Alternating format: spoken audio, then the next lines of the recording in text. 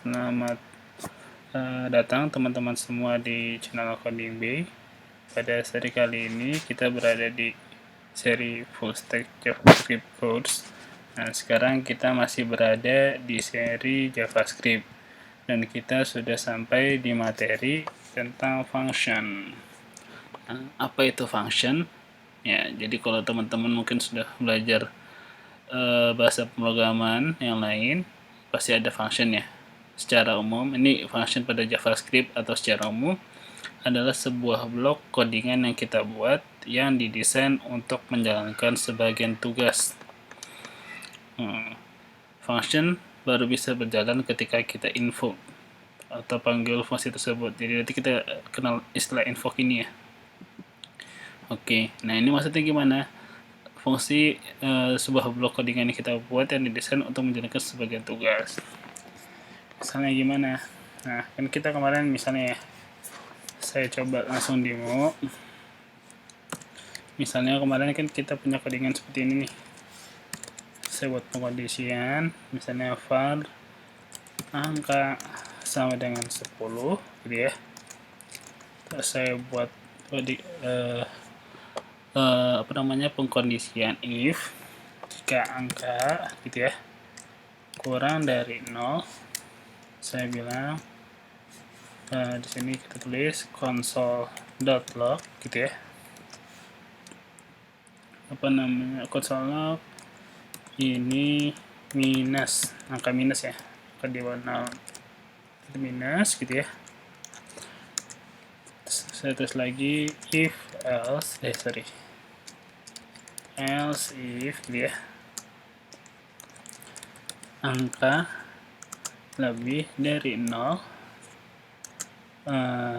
dan kita kasih dan juga ya, dan angka kurang dari sama dengan 10 gitu ya, console.log gitu ya. Kita menjalankan codingan ini angka 1 digit gitu ya.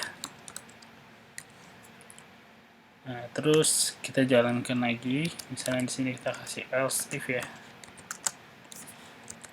angkanya lebih sama dengan 10 dan angkanya kurang dari sama dengan 99 gitu ya.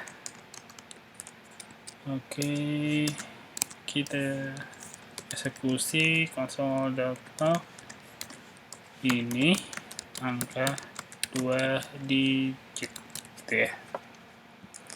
Oke, kita coba jalankan dulu. Tolong jalankan file JavaScript saya. Oke, sorry, yang kemarin mau kehapus ya. Oke, maaf. Oke, ya, saya ulang lagi ya, saya clear. Oke, kita jalankan. Nah, nih, ini angka 1 digit. Kenapa gitu? Kurang dari sama 10 ya, sorry. Dia kebaca yang atas dulu. Kita coba ini ya. Nah, ini angka 2 digit, pasangnya ke pengkondisian yang terakhir. Nah, ini kan kita menulisnya secara manual ya. Nah, daripada kita menulisnya seperti ini, maka kita dapat membuat function. Kita tulis ini function, misalnya apa, kita buat apa aja function ya. Oke, sebelum itu kita coba buka dokumentasi. Ini saya sudah buka gitu ya. Kita coba baca ya, ini yang saya tadi terjemahkan. Function pada JavaScript adalah block of code ya, gabungan kode-kode yang didesain untuk menjalankan sebagian tugas dan baru berjalan ketika kita invoke gitu ya. Ini kalau teman-teman lihat sintaksnya gitu ya, kita bisa menuliskannya seperti ini. Ini ada syntax function, kita kasih namanya, terus nanti ada namanya parameter gitu. Baru nanti codingannya mau berjalan seperti apa. Kita baca function parameters list inside the parenthesis. Jadi ini ya parameter adalah berada di kurung ini ya, kurung tanda kurung ketika didefinisi. Terus kemudian kalau argumen itu istilah-istilah seperti ini ya, parameter dan argumen. Argumen adalah nilai yang diterima oleh function gitu. Kita coba langsung praktekkan. Coba nih, untuk saya ini namanya function. Kalau mau menulis seperti yang di atas, nah jadi kalau untuk penulisan baik itu variabel atau function, kita coba menamakan sedefinitif mungkin ya. Jadi jangan kalau bisa ditulis agar orang lain juga mengerti ini tujuannya untuk apa fungsinya. Kan tadi kita mau ngecek ini angkanya seperti apa ya definisinya. Kita bisa tulis function cek angka ini ya, jadi function nama terus dikasih kurung ini ya. Oke, terus nanti dikasih namanya kurung awal gitu ya. Baru nanti di sini codingan kita. Nah, di sini kan kita mau menaruh atau memasukkan argumen angka. Maka kita tulis dulu sini.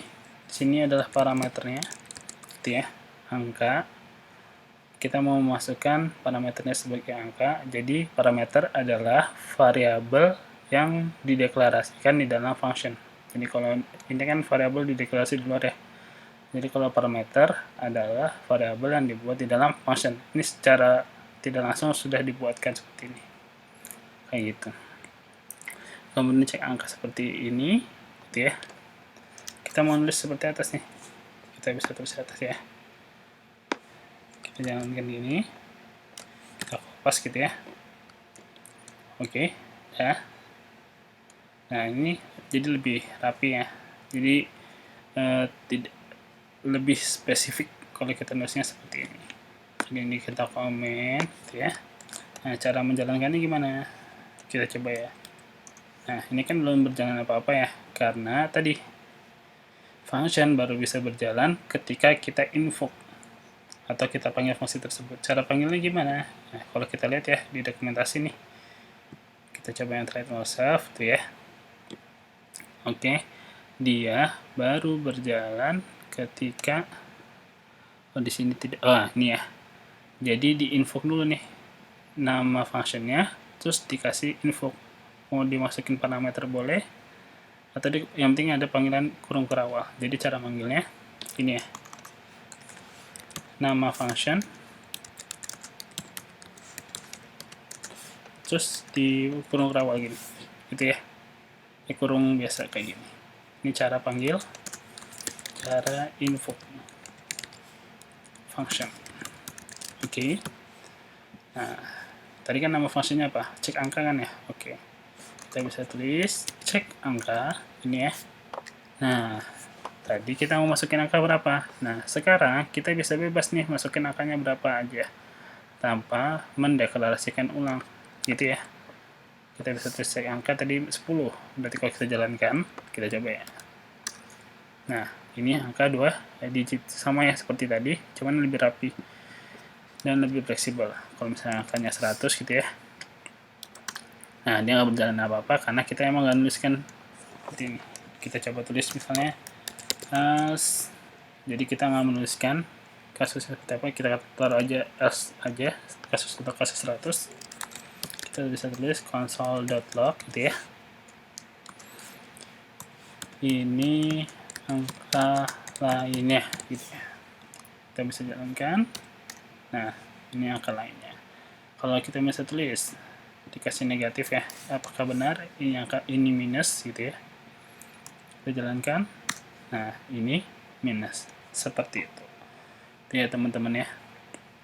Nah, cuman kalau kita menulisnya seperti ini ya, konsol log itu kan nggak rapi. Jadi di dalam function kita bisa namanya mengembalikan nilainya menggunakan return gini. Jadi dari codingan yang atas ini gitu ya, kita ganti nilainya menjadi return. return itu fungsinya adalah untuk mengembalikan nilai yang diproses oleh si function. Misalnya nih, kita bisa tulis ya, kita deklarasi dulu variabel hasil gitu ya, kita tulis dalam bentuk string kosong. Nah di sini kita bisa tulis, ini nggak usah deh, nggak perlu deh, jadi cukup yang ini aja ya. Ini kita tulis langsung return gini ya, dan ini minus, yang ini juga langsung di return semua konsol lognya diganti dengan return. Mana nih?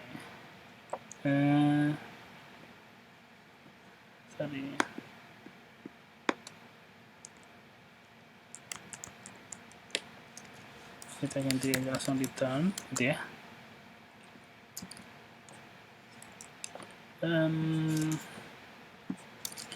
Ini juga diganti return tuh.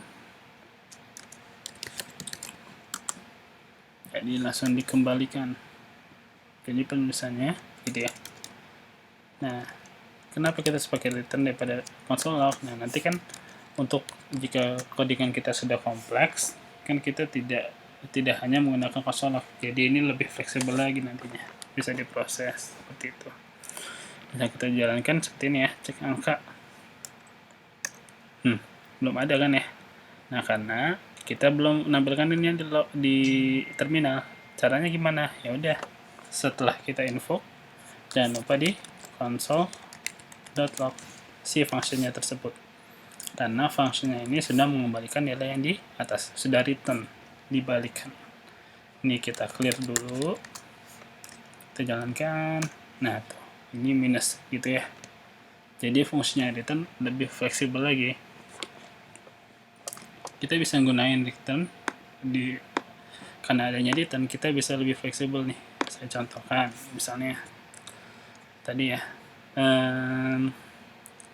console.log gitu ya, kita mau bandingin apa nih, kita variabel dulu deh, var hasil gitu ya, sama dengan misalnya ini minus gitu ya. Nah, karena adanya return, jadi kita bisa bandingin nih, console.log hasil dibandingkan gitu ya sama nilai yang dibalikan oleh si cek angka. Misalnya kita tulis min 2 gitu ya, kalau kita jalankan pasti hasilnya true gitu ya. Jadi nilainya tadi sudah dibelikan dalam function ini, kemudian diproses dibandingkan dengan variabel hasil yang nilainya adalah sama-sama ini minus. Kalau misalnya kita tulis nih bukan minus, misalnya 2 gitu ya, pasti jawabannya false, kayak gitu teman-teman.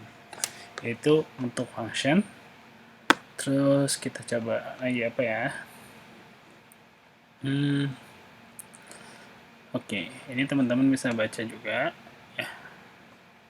Oke, nah kan tadi function gunanya untuk mengembalikan membuat program yang menjalankan tugas yang lebih spesifik gitu ya. Kalau kita coba nih, misalnya kita demo lagi, ini saya komen dulu, ini di komen dulu juga gitu ya.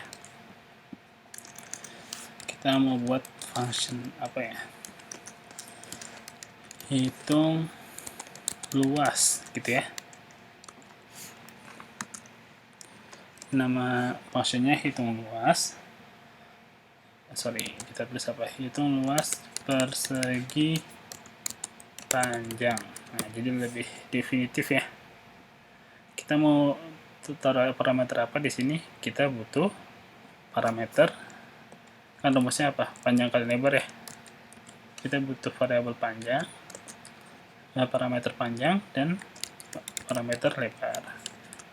Nah, karena sudah gitu ya, buat menghitungnya ini seperti apa, kita prosesnya kan gampang ya, tinggal panjang dikali lebar. Nah, cuman kalau prosesnya seperti ini saja, kan programnya tidak bisa berjalan langsung ya. Maksudnya tidak ada nilai yang dikembalikan. Oleh karena itu, perlu adanya return. Jadi apapun nilai yang dikembalikan pada suatu function harus ada returnnya. Jadi kita coba jalankan ya. Jangan lupa di konsol log. Kalau mengecek di terminal kita, hitung luas persegi panjang, misalnya berapa? 2 dikali panjangnya 2, lebarnya berapa?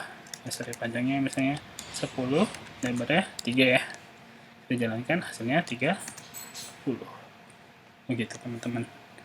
Itu ya. Jadi nanti kalau kita memiliki jumlah codingan yang sudah ratusan, mungkin ribuan, dan programnya itu ada banyak, jadi kan nanti kita akan memecah setiap tugas dari codingan kita dalam bentuk function seperti itu. Saya tutup. Terima kasih perhatiannya. Sampai ketemu lagi. Assalamualaikum warahmatullahi wabarakatuh.